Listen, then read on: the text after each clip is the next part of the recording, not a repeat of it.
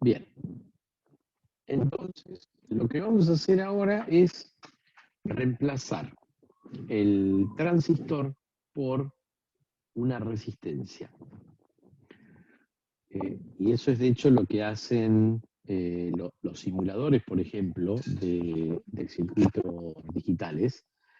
Eso es lo que, para casos de muchos transistores, muchos estamos hablando de arriba de cientos de miles o de millones, ¿sí?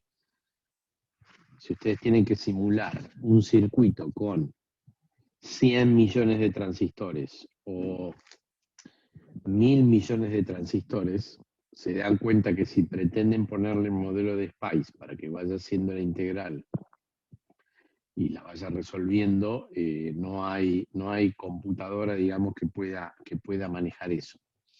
Entonces, el approach que se hace en ese caso es más simple. Se reemplaza un transistor por una resistencia y un RC es un circuito mucho más manejable, que de hecho, un RC uno no necesita resolverlo, no necesita hacer la integral numérica. Uno sabe un RC tiene una constante de tiempo y uno sabe que en 3 o 5 veces esa constante de tiempo el nodo ya se estableció, con lo cual yo puedo ya predecir sin simular cuál va a ser el resultado. Y en base de eso se hacen las simulaciones temporales de circuitos muy grandes. ¿Sí? Entonces, ¿cuál es el objetivo? El objetivo es que yo quiero reemplazar esto de acá por un circuito equivalente donde a esto lo cambié por esto. Y ahora la pregunta, ok, ¿qué significa equivalente? Si yo les digo, bueno chicos, quiero reemplazar el transistor ese por una resistencia, ¿qué se les ocurre? ¿Qué criterio puedo utilizar?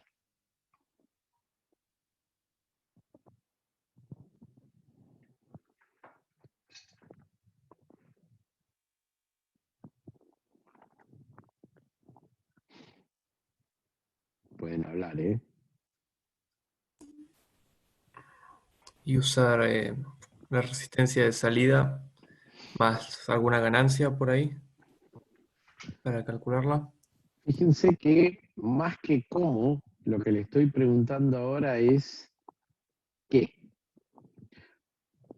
Si yo les digo, miren, tenemos que reemplazar este componente por otro componente, lo primero que hay que preguntarse es, bueno, ¿y qué querés obtener? ¿En qué sentido vos querés que sea equivalente esa resistencia? Esa es la primera pregunta. ¿Qué se les ocurre? Claro, te fijas si está abierto el transistor o está cerrado, y con eso lo modelás con la llave S. La llave S, eh, la llave S simplemente lo que te modela es que vos hablas con BDD, ¿sí? Pero lo que yo Perdón, quiero... pero no sé si se me corta a mí o es en general, pero no te No, escuché no, nada a recién. mí también se me corta. Sí, sí, a mí también. Pensé que era mi internet. Ok, a ver, ¿ahí me escuchan bien? Sí. Sí. Sí. Ok. Sí. La pregunta es, yo quiero reemplazar este transistor por una resistencia. ¿Sí? Para eso necesito poner una resistencia de un valor equivalente, no sé, un K, 2K, 5K, 10K. Entonces, la primera pregunta que les hago es, si yo pongo una resistencia ahí para reemplazar el transistor, ¿cuál es el criterio? ¿En qué sentido son equivalentes? ¿Qué es lo que Puede ser que tenga que pasar la misma corriente que pasaría por el transistor. puede ser? Totalmente. ¿Qué otro criterio podrían utilizar?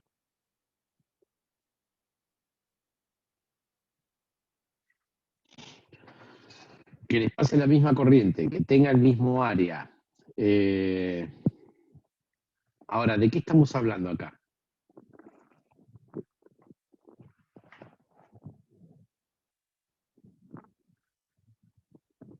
Lo que vimos hasta ahora. ¿Qué les expliqué yo? De los tiempos de descarga. Tiempo de descarga. Entonces, si yo voy a descargar este capacitor a través de un transistor, yo lo que veo ahora es cuál es el tiempo de fall, de caída. Entonces, un criterio que sería relevante es preguntarme cuál es la R para que el tiempo de fall con la resistencia sea el mismo que el del transistor NMOS.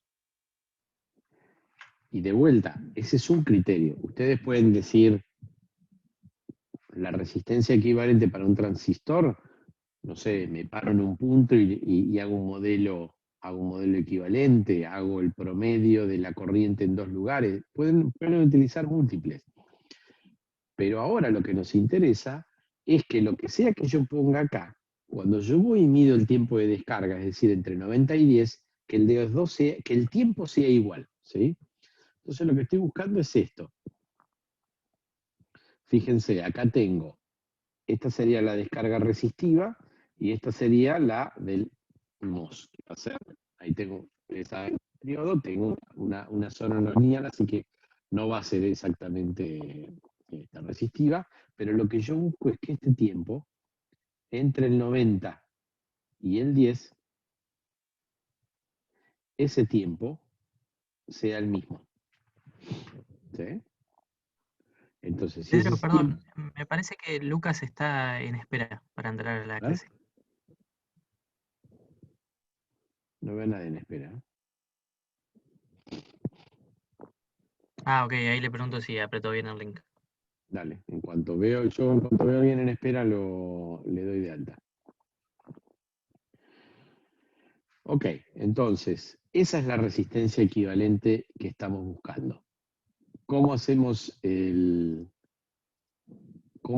ese valor? Bueno, fácil, hacemos el mismo procedimiento, nos fijamos cuál es el tiempo de entre 90 y 10 de una capacidad que se descarga a través de una resistencia R. ¿Sí?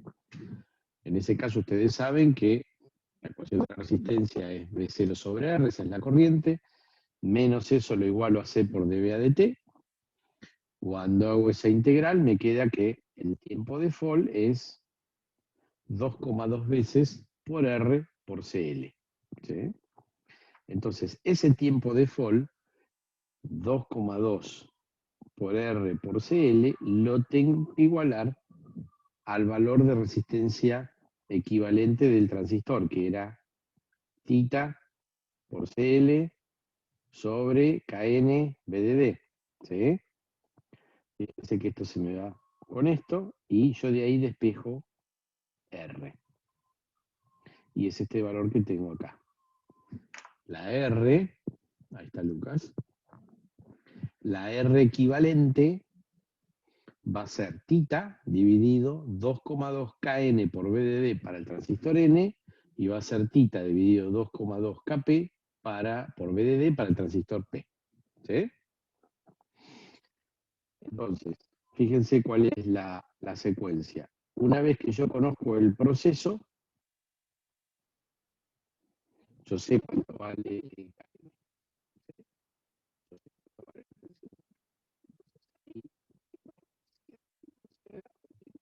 y con θ voy y hallo.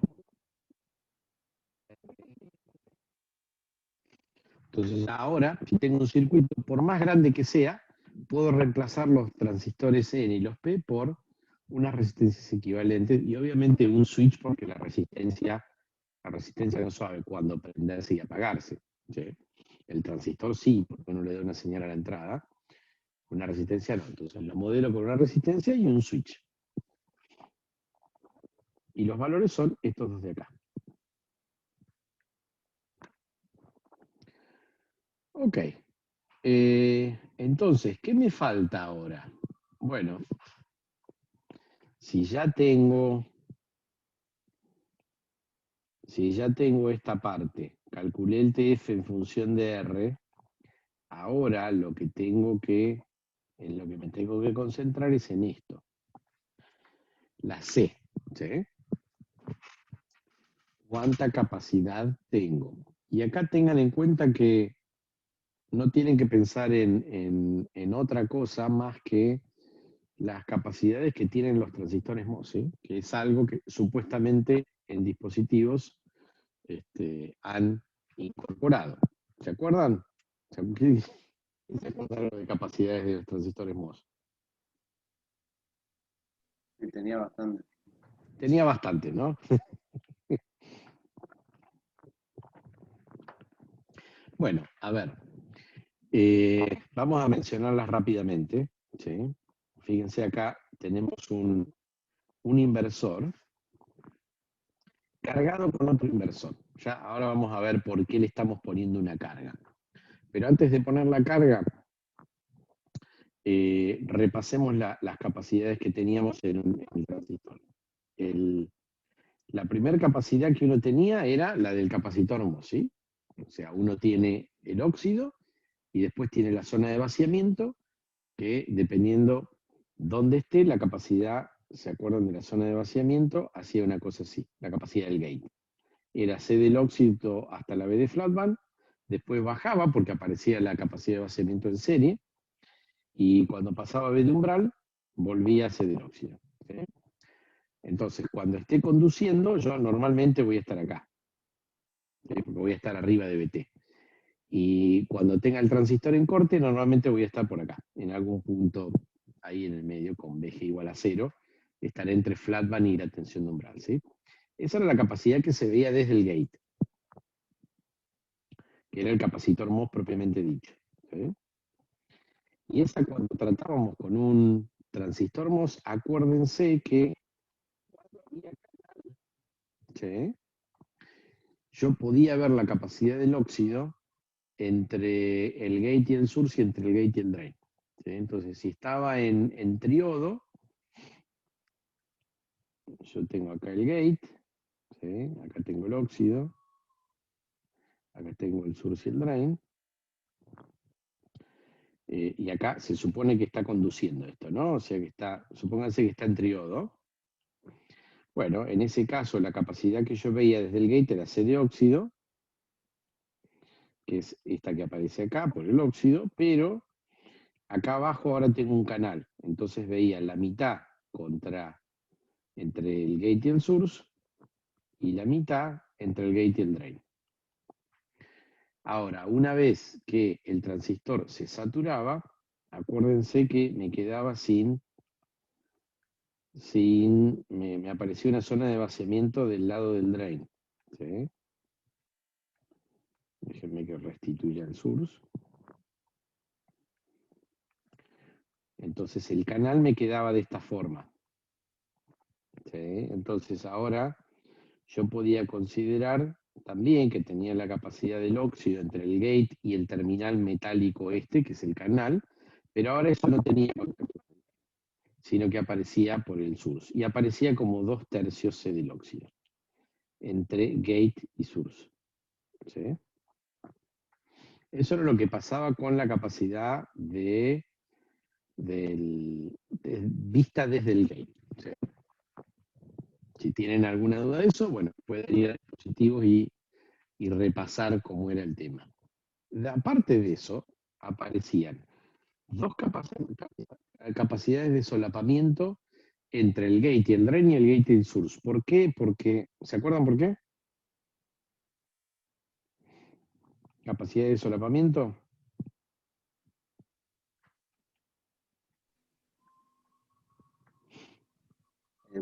Porque no te quedaban, o sea, totalmente separados entre sí. Como que quedaba un poquito encima el gate del source y del drain. Exactamente. El source se metía un poquito debajo del gate y el drain también. ¿Sí? Entonces me aparecía acá un solapamiento. Y este solapamiento es ni más ni menos que gate metálico de arriba, un poco de óxido acá en el medio, que es el que forma el capacitor, y el source abajo, que es el otro contacto metálico del capacitor, ¿sí? La otra placa paralela. Entonces, esto era un capacitor de solapamiento de overlap, que me aparecía un pedacito ahí y otro pedacito acá, uno entre GD. ¿Sí? Entonces tenía el de solapamiento también. Y por último tenía el de las junturas, ¿sí? Tanto el source como el drain. Source y drain son dos junturas en inversa. Así que yo tengo esas capacidades en inversa. Con el source, por ejemplo, bueno, mucho problema no hay porque el source normalmente está a tierra. Si es si el pull down acá es un solo transistor, ¿no? Pero bueno, acá en el drain, fíjense que tengo la capacidad de la juntura esta, la tengo, me aparece acá en el drain, ¿sí?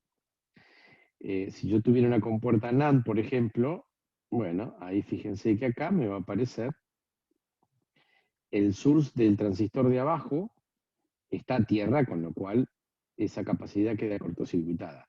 Pero el source del transistor de arriba, el M2, ese no está a tierra. Entonces acá me aparece una capacidad. ¿Sí? Ok. Perfecto. Entonces ahí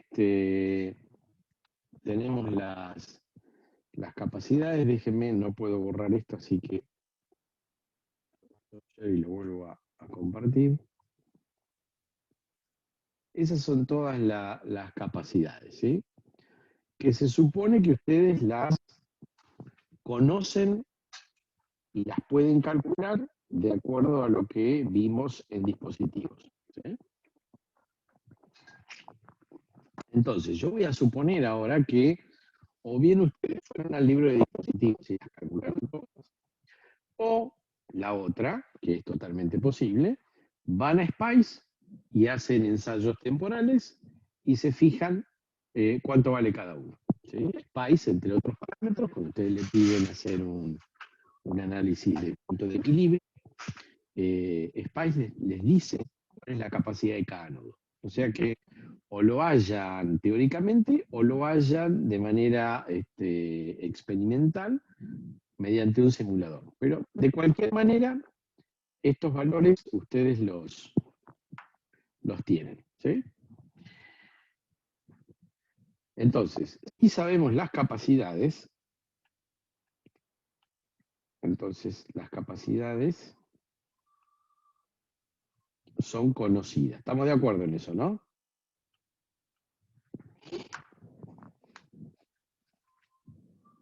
Sí. Ok. Capacidades conocidas, todas van a ser del orden de los femtofaradios, ¿sí? No esperen nada mucho más grande que eso. Son capacidades muy chicas.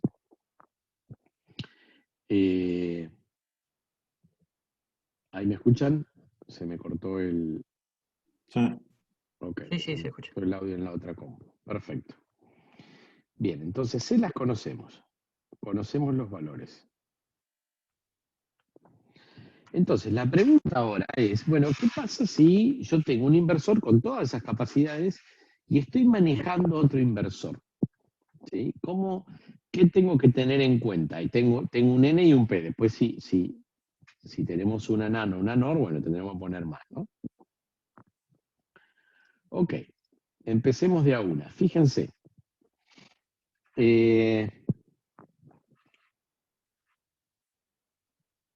Con la capacidad, con el nodo de entrada, cuando nosotros lo estamos manejando, ¿sí?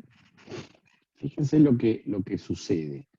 Cuando nosotros a la señal de entrada la llevamos de BDD a 0, ¿qué le pasa al nodo de salida de la compuerta? Estamos analizando una inversora, ¿no?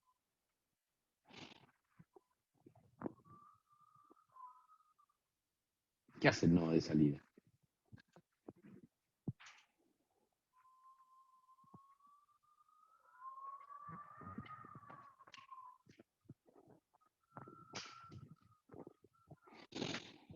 ¿Algún voluntario?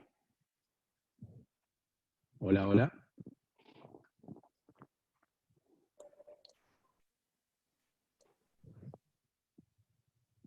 Ramiro. Ahí sube, o sea, sube a 1. No sé Sube a si 1. O sea, la salida va a pasar de 0 a BDD, ¿sí? está bien, no había escuchado bien lo que habías preguntado por eso. Ah, ok, avisen. Si no escuchan, avisen. Que Sí, repito. está bien. Entonces, fíjense que cuando la entrada excursiona de BDD a 0, la salida excursiona 0 a BDD. ¿Cuál es la excursión que ve este capacitor acá?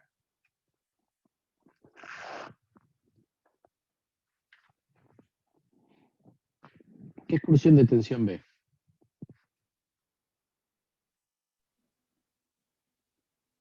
De menos BDD a BDD.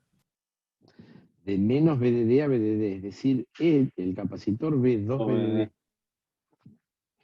Ve 2 BDD de excursión. ¿Sí? Así que cuando yo considero la capacidad de overlap que tengo entre gate y drain, la tengo que multiplicar por 2, porque este nodo de salida me está subiendo mientras el de entrada baja. ¿Sí?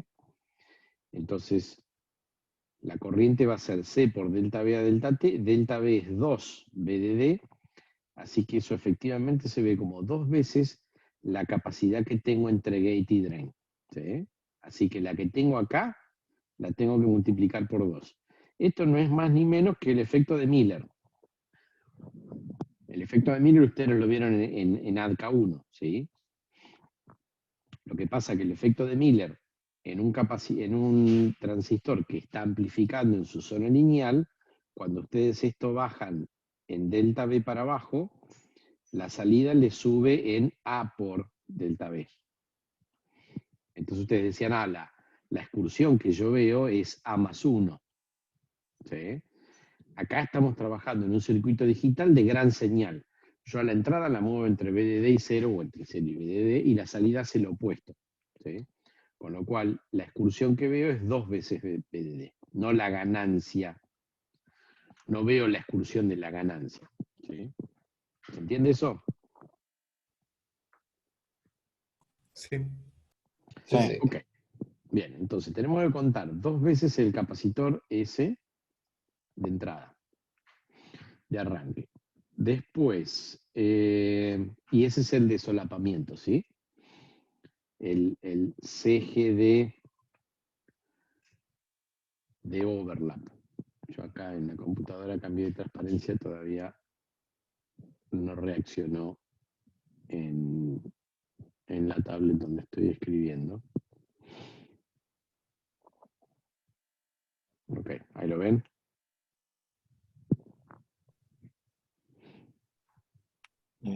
Sí, Sí, cambió. supongo. Ok, dibujo un cuadradito, sí. Entonces, capacidad de Miller, 2 veces la CGD de overlap. ¿Sí? ¿Qué más? Después, tienen que, esperen que saco, vuelvo a poner porque no me borra.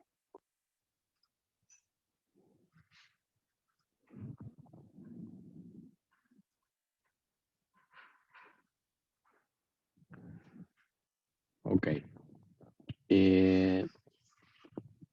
Después, ¿qué va a pasar con la capacidad que veo desde el gate? Bueno, yo supongo que voy a estar en saturación, y si supongo que voy a estar en saturación, voy a ver 2/3 de la capacidad del gate, que es simplemente W por L por C del óxido, ¿sí? Y esa la voy a ver entre gate y source, es decir que esa la voy a ver acá. ¿Sí? Y a su vez tengo la de overlap entre gate y source. O sea que tengo que sumar esas dos y van a ser 2 capacidades que yo vea desde el gate a tierra. ¿Sí? Entonces, agrego esas dos. ¿Qué más? Entonces, fíjense, contabilicemos. Tengo 2 veces la de overlap por Miller, que la bajé. 2/3 de la del óxido, de la del gate, que la veo entre gate y source, más la de overlap del source. Y eso es por el N. Aparte tengo todo lo mismo del P. ¿Sí? La de overlap del P, la que veo en el gate del P y la que veo entre gate y source del P. ¿Sí? Entonces, todo eso sería la capacidad de entrada, la que veo acá, para el primer inversor. ¿Estamos de acuerdo? Sí, Ok, entonces acabo de ver a qué es igual esa de ahí. ¿Sí? Ahora, lo que me resta ver es qué tengo a la salida. Y a la salida yo tengo varias cosas. Primero tengo capacidades propias y después tengo las capacidades de entrada de la próxima etapa. Entonces, empecemos por las propias. ¿Sí? Primero tengo la que tenía de gate drain, que bajaba para la entrada, ¿sí? Que también baja para la salida. Así que tengo 2 veces la capacidad de gate drain, también la tengo a la salida. ¿Ok? Entonces vaya esa capacidad a sumarse al nodo de salida. Y después el nodo de drain es una juntura, ¿sí? Es una juntura en inversa.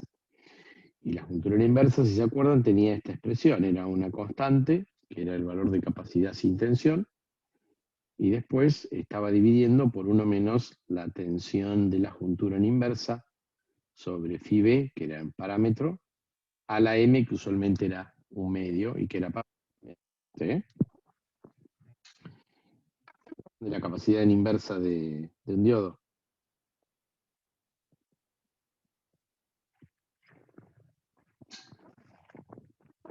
Ok, ¿cuál es el problema acá? El problema es que esta capacidad depende de BD. Si ustedes hacían el gráfico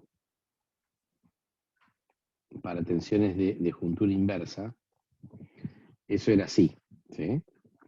La juntura esta va a haber valores que van a oscilar entre valores en inversa entre 0 y BDD, ¿sí?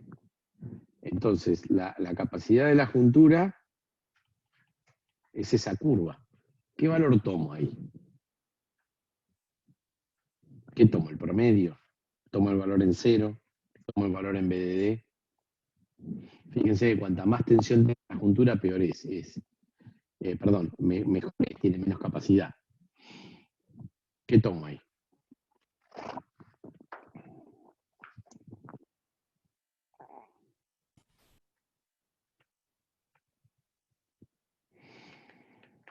Y ahí vamos de vuelta al mismo punto que vimos hoy. Obtengamos una capacidad equivalente. ¿Sí? ¿Cómo obtenemos esa capacidad equivalente? Bueno, ahí de vuelta, la clave es cuál es el criterio. Un criterio razonable, es decir, bueno, si yo le voy a dar un delta B que va a ser BDD, ¿sí?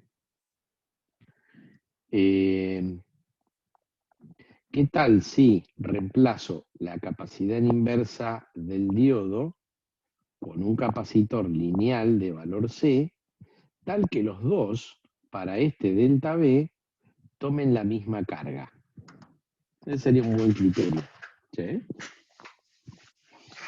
Entonces, voy a buscarme una capacidad equivalente.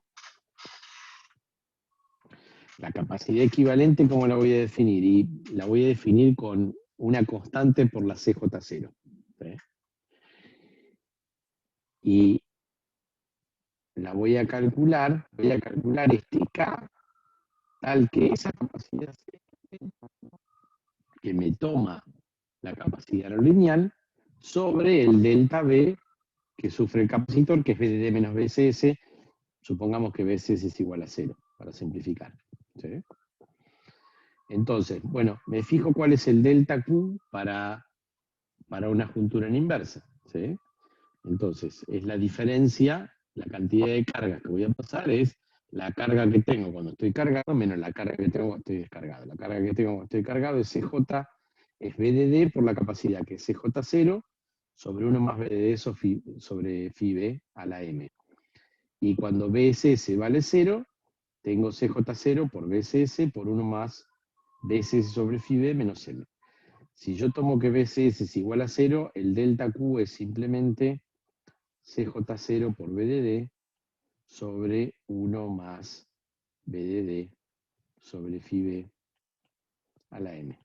¿Sí? Entonces ahora despejo el K equivalente, ¿sí?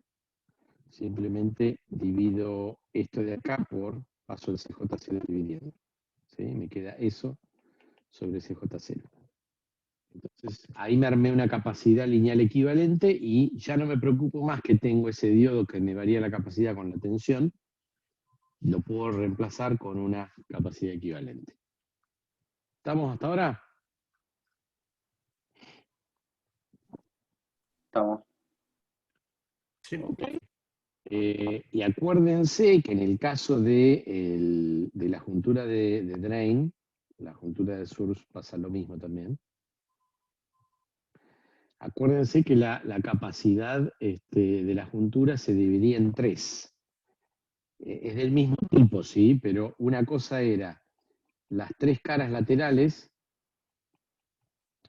y a eso se le llamaba CJSW, y después estaba la cara del fondo, que a esa se la llamaba CJB, B de bottom, y después estaba la cara que estaba pegada contra el gate, que a esa se le llama CJSW, SW es de sidewall, de la pared del costado, contra el gate. ¿Sí? Ok, entonces tengo que ir a las hojas de datos y ver estos parámetros que el fabricante se los da de todo esto.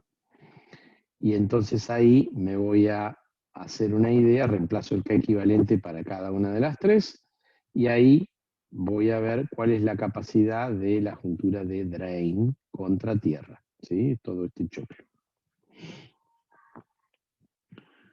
Ok.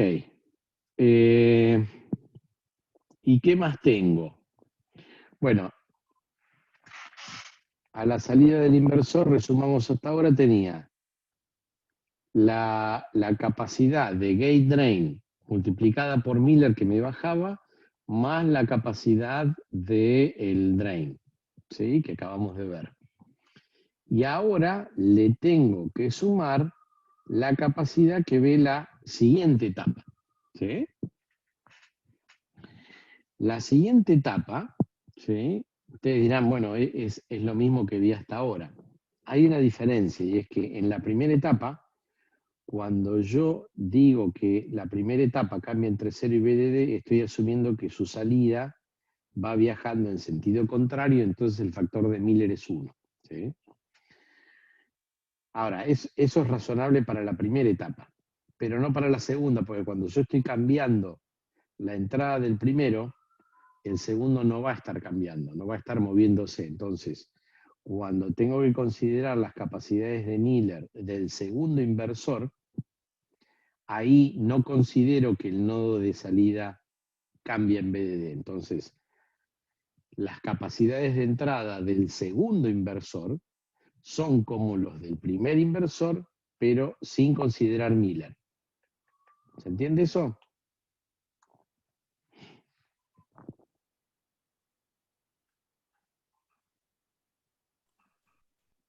¿Sí o no?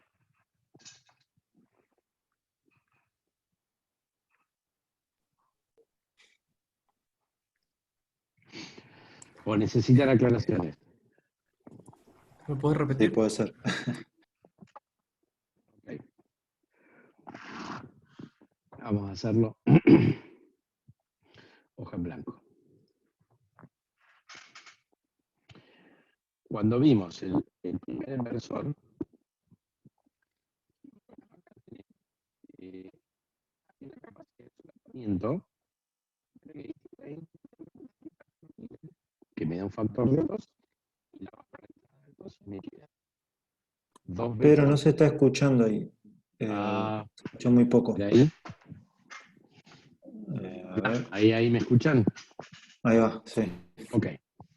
Entonces, lo que les decía es, la capacidad que hay entre gate y drain, entre la entrada y la salida del inversor, yo considero para la primera etapa, considero que cuando la entrada sube, la salida baja. Como una sube BDD y la otra baja BDD, considero un factor de Miller de 2, ¿sí? Entonces, la de solapamiento la bajo por 2 a la entrada. También la bajo por 2 a la salida. 2G de 0. Aparte que tengo, a la entrada tengo la capacidad del gate, que supongo que ahí estoy en saturación, ¿sí? Está el N y el P están justo en la parte de cambio entre 0 y BDD, así que los tomo en saturación, ¿sí? 2/3 de C del óxido. ¿Y qué más tengo? Y tengo la CGS, ¿sí? Un pedacito de la capacidad de gate source del óxido, ¿sí? Como estoy en saturación, y tengo overlap, me aparece ahí CGS. Eso desde el punto de vista de la entrada. Y de la salida tengo el overlap que me bajó por 2, que es esta de acá, más la capacidad de la juntura en inversa. ¿Sí? Ok, ahora, quiero ver cuál es más la carga que tenga del segundo inversor, que es la entrada del segundo inversor. Entonces, ¿qué ve la entrada del segundo inversor? Y ve más o menos lo mismo que la entrada del primer inversor, con una sola diferencia, y es que cuando esta entrada sube, yo supuse que la salida del primer inversor baja, y entonces le apliqué un Miller de 2 por. Ahora, cuando la primera entrada sube, la salida del segundo inversor, yo la considero que no se movió porque la señal todavía no se propagó. Entonces, para el segundo inversor, si bien yo estoy considerando que la salida esta, el nodo intermedio, está bajando, la salida está quieta. Entonces, tomo lo mismo que acá, pero con un factor de Miller de 1. ¿Se entiende? Sí, sí. Sí, sí. Ok. Entonces, eso es a nivel circuital lo que tengo que considerar en cuanto a las capacidades, ¿sí? Son un montón de capacidades, pero se calculan, se tabulan, incluso se pueden hacer algún programita en MATLAB que las calcule, y después ustedes lo que tienen que hacer es simplemente condensan todas las capacidades de entrada en una sola capacidad y todas las capacidades de salida en una sola capacidad, y se manejan con eso.